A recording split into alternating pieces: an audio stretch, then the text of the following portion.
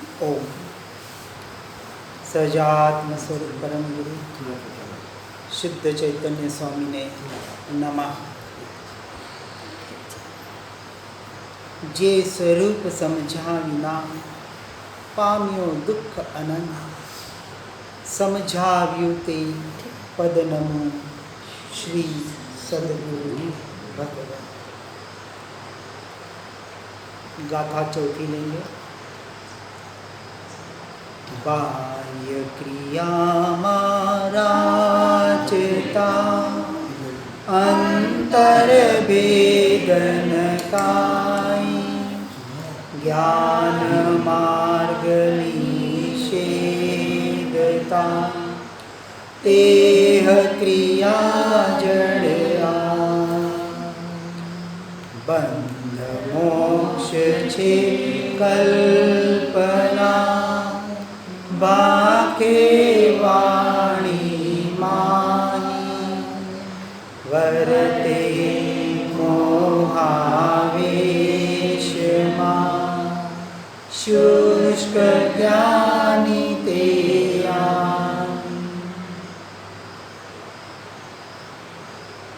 आत्मसिद्धि शास्त्र को यानी कि अपनी आत्मा को सिद्ध करने के लिए, प्रकट करने के दिशा में बढ़ने के लिए जो मार्ग बताया जा रहा है, उसमें हम आगे बढ़ने का प्रयास कर रहे हैं।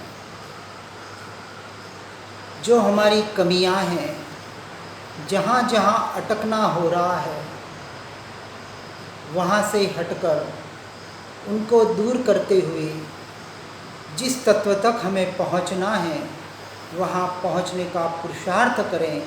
यही एकमात्र इस आत्मसिद्धि शास्त्र का उद्देश्य है। जैसे कल हमने देखा कि कोई क्रियाजड़ हो रहा है और कोई शुष्क ज्ञान में रच पच रहा है और उसे ही मोक्ष का मार्ग जो मान रहा है, उनको देखकर ज्ञानी पुरुषों को करुणा आती है, दया आती है कि सत्य धर्म को नहीं पा रहा है। ये सबसे बड़ी करुणा है, क्योंकि जिसने पाया है, जिस सत्य मार्ग को जैसा का तैसा समझा है, वैसा ही बताने का शुभ भाव आता ही आता है। आना ही चाहिए, कोई ज़रूरी नहीं है, परंतु व्यवहार से आता है। अब उन दोनों की व्याख्या यहाँ बता रहे हैं कि क्रियाजड़ किसे कहें और शुष्क ज्ञानी किसे कहें। कोई क्रिया से ही चिपके हुए हैं और कोई शुष्क ज्ञान से चिपके हुए हैं। तो जो मात्र बाह्य क्रिया में ही अनुरक्त हो रहे हैं और जिनका अंतर कुछ भी भेद नहीं है, अक्षर कुछ आ गया है, विदा नहीं है, अंतर प्रवेश नहीं हुआ है, और जो ज्ञान मार्ग का निषेध किया करते हैं, उन्हें यहाँ क्रियाजड़ कहा है। मन वचन काया उद्गल आधारित जो क्रियाएं हैं, चाहे वो गृहस्थ की हो, चाहे व्यवहार से जिसे श्रावक कहते हैं उनकी हो, चाहे व्यवहार से जिन्हें हम साधु कहते हैं उनकी हो, द्रव्य क्रिया की बात यहाँ बताने का प्रयास किया जा रहा है। जो मात्र द्रव्य के बाहर के परिणमन को, मन वचन काया की क्रिया को ही मोक्ष का मार्ग मान रहा है, इसलिए कहा जो मात्र बाह्य क्रिया में ही अनुरक्त हो रहा है और उसे ही मोक्ष का मार्ग मान रहा है। कोई यात्राएं कर ली, कोई तीर्थ यात्रा कर ली, कोई मंदिर बना लिए, या कोई शरीर को खपा दिया, कोई बड़ी बड़ी तपस्याएं कर ली, वगैरह वगैरह, जो भी जप तप व्रत तप नियम बाहर के बाहर ही सिर्फ रच पच रहा है और उसे ही मोक्ष मार्ग मान रहा है। जिनका अंतर कुछ भी भेद नहीं है, भेद ज्ञान के द्वारा जो अपने अंतर में, अपनी आत्मा में मोक्ष के लिए तो कर रहे हैं। अब प्रश्न पूछते तो वो कहते हैं हम भी मोक्ष के लिए ही कर रहे हैं। लेकिन यदि मार्ग सही नहीं हो तो क्या मोक्ष तक पहुंच पाएंगे? अब मुझे जाना दिल्ली ही है, लेकिन दिल्ली कैसे जाना, कैसे जाया जाता है, कौन सी दिशा में है, किस मार्ग से चलना है, उसका यदि मुझे बिल्कुल भी नॉलेज नहीं होगा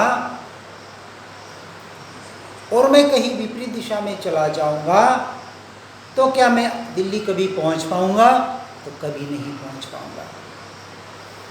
मार्ग भीतर में है और बाहर के मार्ग को सत्य मार्ग मान रहे हैं और मोक्ष मार्ग मान रहे हैं। जाना है पूर्व दिशा की ओर और चल रहे हैं पश्चिम दिशा की ओर, कैसे पहुंचेंगे?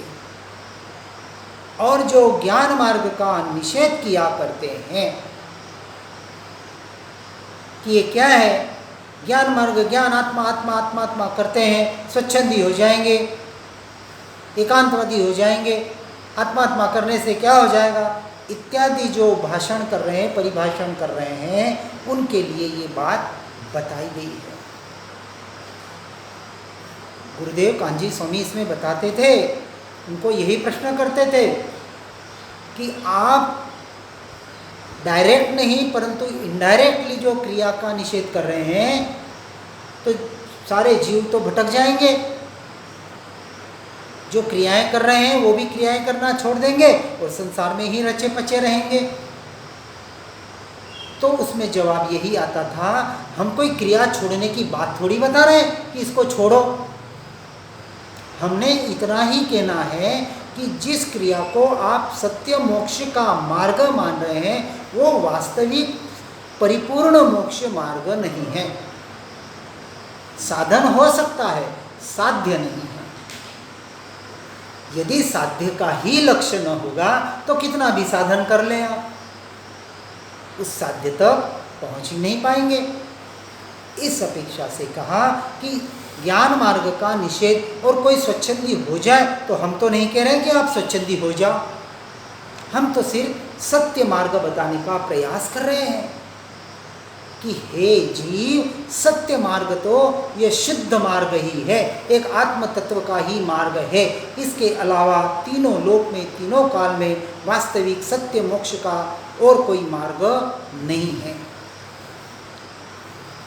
जैसे वैराग्य के 3 भेद बताते हैं, दुख गर्भित वैराग्य, दूसरा कौन सा, मोह गर्भित वैराग्य, और तीसरा ज्ञान गर्भित वैराग्य। तो आज के तारीख में जितना भी वैराग्य आ रहा है, करीबन जितनी दीक्षाएं वगैरह जो कुछ भी हो रही है, दुख गर्भित और ज्ञान गर्भित रूप से हो रही है, मोह गर्भित। लेकिन ज्ञान गर्भित वैराग्य जब तक नहीं आता है, जब तक ज्ञान गर्भित वैराग्य का मतलब ज्ञान स्वभावी आत्मा के लक्ष्य से जब तक वो वैराग्य आगे बढ़ नहीं पाता है, चाहे वैराग्य किसी भी अपेक्षा से आ जाए, दुख से आ जाए या मोह गर्भित आ जाए, कोई बात नहीं, लेकिन ज्ञान गर्भित वैराग्य में यानी ज्ञान स्वभाव की प्राप्ति हर जीव को मोक्ष के लिए, सम्यक दर्शन की प्राप्ति के लिए करनी ही पड़ेगी। ये शाश्वत नियम है, उस नियम को हमें समझना है। इसलिए जो अंतर के साधना की का निषेध करते हैं उन्हें यहाँ क्रिया जड़ की उपमा देने में आई है कि जो मात्र बाहर और बाहर की क्रिया को ही धर्म मान रहे हैं उनके लिए ये बात बताई गई है। अब आगे जो शुष्क ज्ञानी है, जिसको हम स्वच्छंदी भी कहते हैं, उनकी यहाँ परिभाषा बताते हैं, बंध और मोक्ष मात्र कल्पना है, ऐसा निश्चय वाक्य जो मात्र वाणी से बोलते हैं। जैसे निश्चय में बताया कि जो 9 तत्व बताए गए हैं, आत्मा इन 9 तत्व से भी पार है, परे है। 9 तत्व भी सिर्फ आपको अपेक्षा से समझने के लिए बताए गए हैं। अब आश्रव सवर निर्जरा किसके परिणमन है? पुद्गल के ही तो परिणमन है। कर्मों का आना हो रहा है तो पुद्गल का परिणमन हो रहा है, कर्मों का आना रुक रहा है तो पुद्गल का परिणमन में इफेक्ट हो रहा है। कर्म का क्षय हो रहा है, निर्जरा हो रहे, तो पुद्गल के परमाणु आ रहे जा रहे, तो सारा उत्पाद व्यय किस में हो रहा है? पुद्गल में हो रहा है। पाप पुण्य रूपी कर्म का बंध हो रहा है, तो किस में हो रहा है? पुद्गल के परिणमन में हो रहा है। बंध मोक्ष है, किसका परिणमन है? ये भी पुद्गल के परिणमन में ही सारा घटित हो रहा है, या पर्याय में घटित हो रहा है। इस अपेक्षा से यदि कहा कि यदि सिर्फ और सिर्फ पर्याय दृष्टि रखेगा और द्रव्य दृष्टि नहीं करेगा, तो तू मोक्ष तक यानी अपने स्वरूप तक नहीं पहुंच पाएगा। इस अपेक्षा से कहा कि बंध और मोक्ष कल्पना मात्र है, क्योंकि बाहर का परिणमन है, पर्यायों का परिणमन मात्र है और कुछ भी नहीं है। तो जिस अपेक्षा से, निश्चय की अपेक्षा से कि द्रव्य के ऊपर दृष्टि करने की अपेक्षा से ये कथन कहा गया, अब शुष्क ज्ञानी इस कथन को सुनते हैं और कहते हैं बंध मोक्ष कुछ है ही नहीं, अब क्या करना? कुछ नहीं करना, खाओ पियो और मौज करो। सिर्फ बातें करते हैं, आत्मा की बातें भी कर लेते हैं, लेकिन भीतर से जो मोह तोड़ने का पुरुषार्थ करना था वो नहीं कर पाते हैं। संसार के प्रति जो आसक्ति है, देह के प्रति जो आसक्ति रही हुई है, ये जो प्रतिबंध बताए जाते हैं, इन प्रतिबंधों से औदासीन्य वृत्ति को प्रबल करके, वैराग्य वृत्ति को प्रबल करके उसमें आगे बढ़ना था, वहाँ बढ़ने का पुरुषार्थ नहीं कर पाते हैं। ऐसे शुष्क ज्ञानी और जिसकी तथारूप दशा नहीं हुई है और जो मोह के प्रभाव में ही रहते हैं, बातें तो निश्चय की करते हैं, अध्यात्म की करते हैं, और संसार में देखे तो पूरा मोह भरा पड़ा हुआ है। अब देखे तो का मतलब हमें दूसरे को नहीं देखना है, अपने अपना चेकिंग करना है, क्योंकि सम्यक दृष्टि जीव भी कभी कभी बाहर से लगेगा कि ये तो मोह में रचा बचा है, संसारी है, क्योंकि चौथा गुण स्थानक तो अविरत सम्यक दृष्टि का है। अविरत का मतलब अभी एक प्रकार की भी कोई भी वृत्ति इसके जीवन में नहीं है। और उदाहरण से ऐसा नहीं कह रहे हैं कि वृत्ति नहीं लानी है, निषेध नहीं कर रहे हैं, वापस विपरीत अर्थ नहीं लेना है कि हम माहिर रहे विपरीत अर्थ लेने में। अब हर चीज़ अपेक्षा से बताई जाती है। जैसे श्रेणिक महाराजा अपने जीवन में एक भी सामयिक नहीं कर पाए, एक भी नवकारसी का पचकांड नहीं कर पाए, फिर भी शायिक संकित को प्राप्त किया। क्यों किया? तो कहते महावीर स्वामी मिले थे। अरे महावीर स्वामी तो अनेकों को मिले थे, सबने तो नहीं पाया। तो जो महावीर स्वामी ने बताया होगा, जो उपदेश दिया होगा, जिस तत्व को समझाया होगा, उसको सहर्ष स्वीकार किया होगा और उस अनुरूप अपना जीवन परिणमित किया होगा, तब जाके तो शायद संकित को पाया। उगमैवा विगवैवा ध्रुवैवा उत्पाद्वय ध्रुवयुक्तम सत, यही बताया होगा कि हे श्रेणी, कि तू जिसे मैं समझ रहा है वो तू नहीं है। अपनी पहचान कर ले और उसमें श्रद्धा कर, तो तेरे को सम्यक दर्शन हो जाएगा, और सम्यक दर्शन की श्रद्धा जितनी दृढ़ हो जाएगी तो तू मोक्ष के करीब पहुंच सकता है।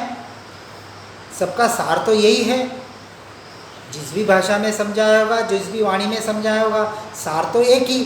जिसने एक आत्मा को जाना उसने सब कुछ जान लिया, और सब कुछ जानने का सार एक अपनी आत्मा को जानना। जे एगम जाने से सर्वम जाने, पूरा सार आ गया उसमें। अब ऐसी बाहर से बातें तो करते हैं, लेकिन मोह के प्रभाव में ही रहते हैं। इसलिए अब दूसरे पे दृष्टि नहीं, दृष्टि अपने पे डालनी है कि मेरे में मोह का मतलब आसक्ति, अटैचमेंट, चाहे घर गृहस्थी का हो, पत्नी का हो, बेटे का हो, माता पिता का हो, या स्वयं के शरीर का क्यों न हो। देहात्म बुद्धि सबसे बड़ा खतरनाक अटैचमेंट है, और सारे जड़ की मूल यही है। इसलिए फिर इसी ग्रंथ में आएगा, छूटे देहाध्यास तो नहीं करता तू कर। पहले तो बताया तू करता है और भोगता है, और इस गाथा में बताया तू करता और भोगता नहीं है। दोनों विरोध बात इसी ग्रंथ में आएगी, इसी शास्त्र में आएगी। तो जहाँ जहाँ अपेक्षा से हमें समझने का प्रयास करना है। तो ऐसे न तो हमें क्रिया जड़ बनना है और न शुष्क ज्ञानी बनना है। तो प्रारंभिक अवस्था में व्यवहार और निश्चय दोनों का समन्वय बिठाकर ही हमें चलना है। अब जैसे हमने कल बताया, इसी बात पर पंडित टोडरमल जी ने मोक्ष मार्ग प्रकाशक में उभयाभासी की भी परिभाषा ली है कि दोनों से मोक्ष मार्ग है ऐसा भी मत मान लेना। मोक्ष मार्ग तो सिर्फ और सिर्फ निश्चय के लक्ष्य से ही, यानी आत्मा के लक्ष्य से ही है। व्यवहार से मोक्ष होगा ये भी मिथ्यात्व मान्यता है। व्यवहार करते करते कभी भी मोक्ष नहीं हो सकता, परंतु व्यवहार के बिना भी मोक्ष नहीं होगा। दोनों बात को बराबर समझना है। व्यवहार तो आएगा ही आएगा, क्रियाएं आएगी ही आएगी, लेकिन उस व्यवहार को, उस क्रिया को, उस मन वचन काया के जड़ के परिणमन को अपना धर्म मत मान लेना, उसे मोक्ष मार्ग मत मान लेना। साधन है, साध्य तो एकमात्र आत्मरमणता है। अब आगे की गाथा लेते हैं, गाथा नंबर 6। वैराग्यादि सफल तो जो सह आत्मज्ञान, ते मज आत्मज्ञाननी प्राप्ति तणानी दान। क्या कह रहे हैं? वैराग्यादि, वैराग्य, त्याग, जप, तप, जो भी बाहर की क्रियाएं हैं, आदि, आदि में सारी बाहर की जड़ आश्रित क्रियाएं आ जाती है। यदि आत्मज्ञान के साथ हो तो वे सफल है, अर्थात मोक्ष की प्राप्ति के हेतु है। और जहाँ आत्मज्ञान न हो वहाँ भी यदि आत्मज्ञान के लिए वे किए जाएं तो वे आत्मज्ञान की प्राप्ति के हेतु है, अन्यथा मोक्ष का मार्ग नहीं है। दो बात बताई है,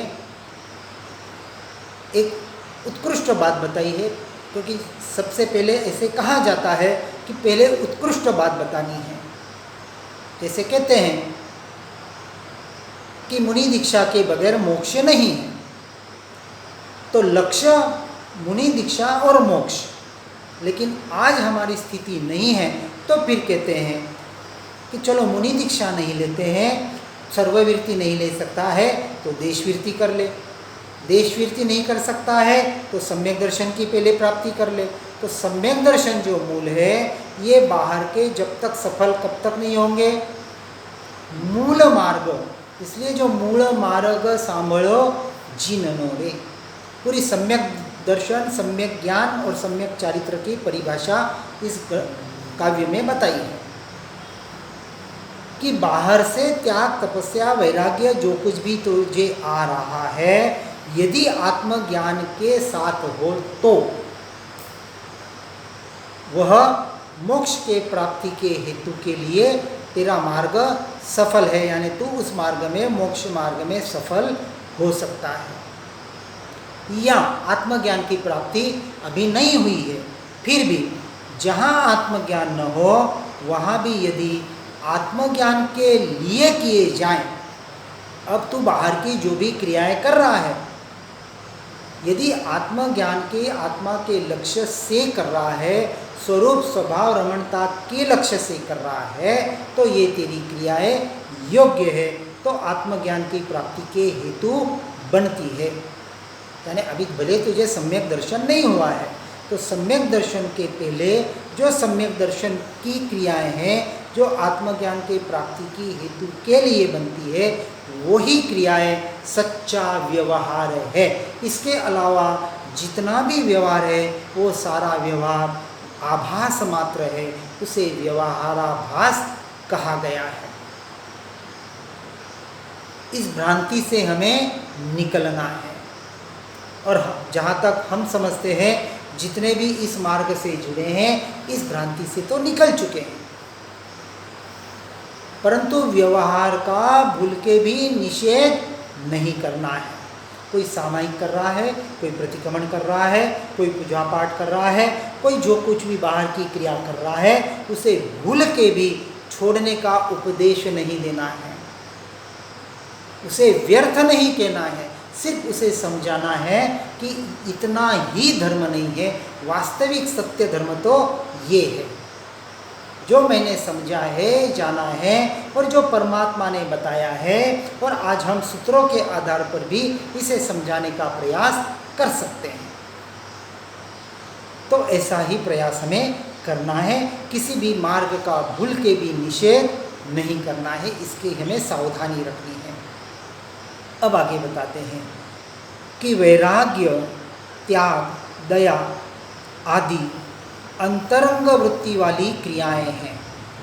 यदि उनके साथ आत्मज्ञान हो तो वे सफल है, अर्थात भव के मूल का नाश करती है, अथवा वैराग्य, त्याग, दया आदि आत्मज्ञान की प्राप्ति के कारण बन सकते हैं यदि उस लक्ष्य से करे तो।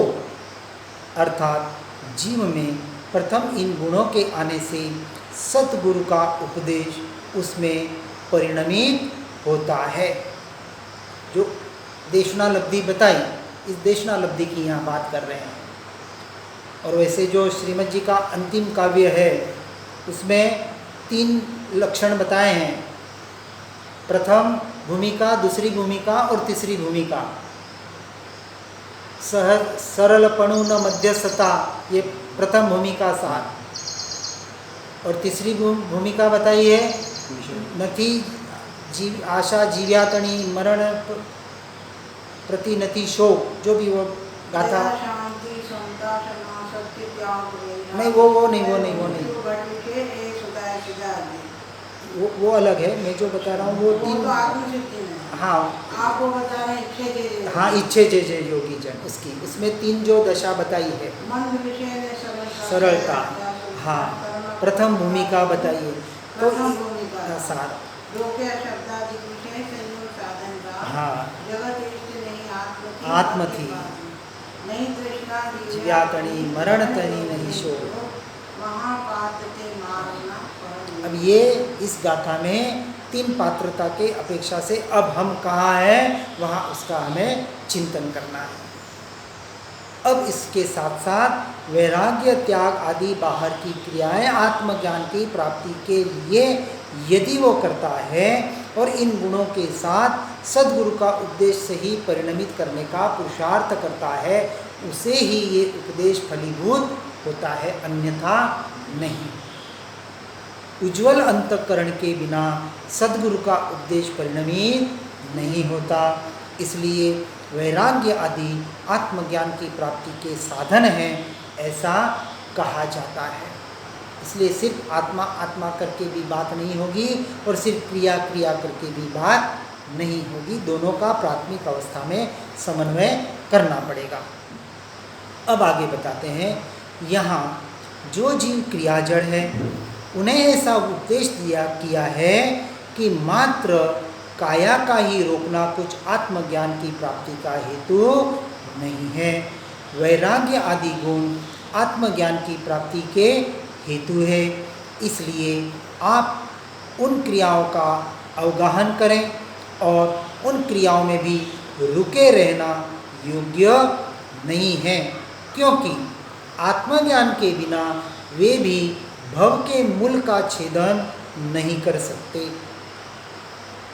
क्रिया जड़ वालों के लिए बताया है कि मात्र क्रिया क्रिया करके भी उसी में अटक मत जाना। उसके निमित्त से वैराग्यादि गुणों को और वैराग्यादि गुणों के द्वारा उन गुणों को अपने आत्मज्ञान की प्राप्ति के हेतु के लिए आगे बढ़ाने का इसमें आपको पुरुषार्थ करेंगे तो वह क्रियाएं आपके मोक्ष मार्ग में सफल बनेगी, अन्यथा भव के मूल का छेद करने के कारण नहीं बन सकती। और काय क्लेश रूप इसलिए आत्मज्ञान की प्राप्ति के लिए उन वैराग्य आदि गुणों का आचरण करें और काय क्लेश रूप क्रिया में जिसमें कषाय आदि की तथारूप कुछ भी क्षीणता नहीं होती, उसमें आप मोक्ष मार्ग का दुराग्रह न रखें, ऐसा क्रिया जड़ों को कहा है। यदि मात्र क्रियाओं से आपकी कषायें मंद नहीं हो रही है तो समझना कि आप कहीं न कहीं उस वैराग्य की ओर नहीं बढ़ रहे हैं, तो कहीं न कहीं आप मार्ग में अटक रहे हैं, मार्ग से भटक रहे हैं। ऐसे क्रिया जड़ वालों को यहाँ उपदेश दिया गया है। और जो शुष्क ज्ञानी त्याग वैराग्य आदि से रहित है, मात्र वाचा ज्ञानी है, उन्हें ऐसा कहा है कि वैराग्य आदि जो साधन है वह आत्मज्ञान की प्राप्ति के कारण है और कारण के बिना कार्य की उत्पत्ति नहीं होती। आपने वैराग्य आदि भी प्राप्त नहीं किए तो आत्मज्ञान कहाँ से प्राप्त किया होगा?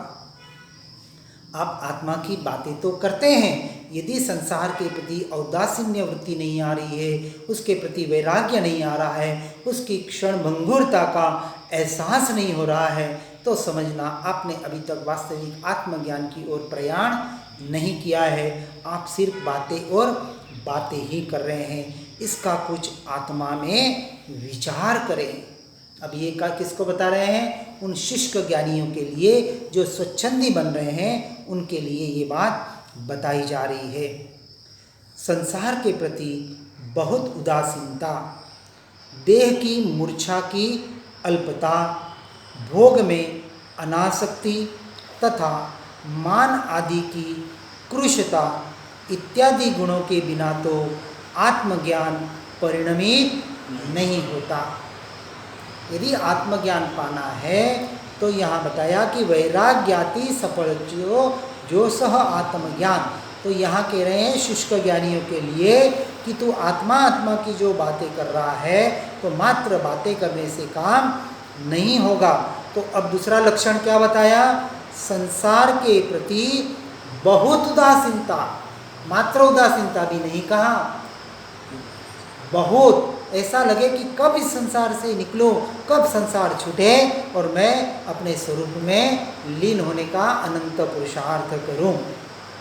देह की मूर्छा की अल्पता, जो देहाध्यास पड़ा हुआ है, देह के प्रति जो मूर्छा पड़ी हुई है, वहाँ से अल्पता हुए, यानी देह को संभालने की जितना चिंता कर रही है उससे अनंत गुना चिंता किसकी करने की बताई?